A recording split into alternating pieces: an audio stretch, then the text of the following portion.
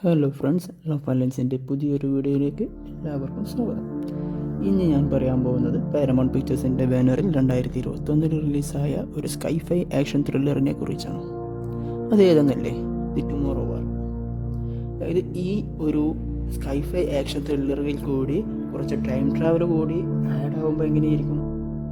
നമ്മുടെ Avengers മൂവ്സിൽ guardians of Galaxy ടീമിൻ്റെ ലീഡറായ star ലോർഡിനെ act ചെയ്ത ക്രിസ് പ്രാറ്റ് ആണ് ഈ മൂവിയിൽ ഡാൻ ഫ്രോസ്റ്റർ എന്ന മെയിൻ റോളിൽ വരുന്നത്.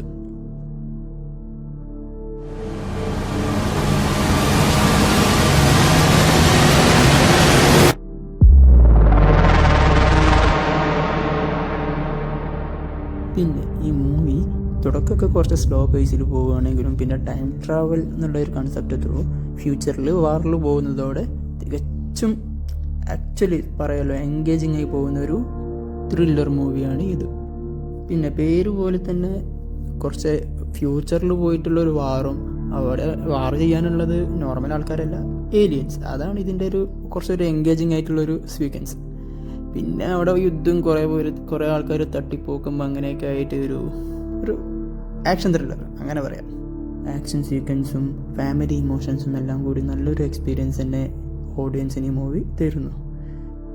VFX ഒക്കെ അടിപൊളിയായിരുന്നു കേട്ടോ.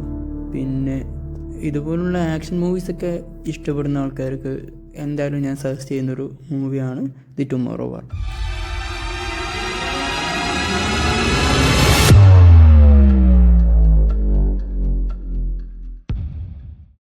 നിങ്ങൾ ഈ മൂവി കണ്ടിട്ടുണ്ടെങ്കിൽ അഭിപ്രായം ഒന്ന് കമൻറ്റ് ബോക്സിൽ പറയൂട്ടോ.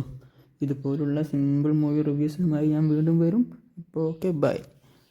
പിന്നെ ചാനലൊന്ന് സബ്സ്ക്രൈബ് ചെയ്തേക്കണേ.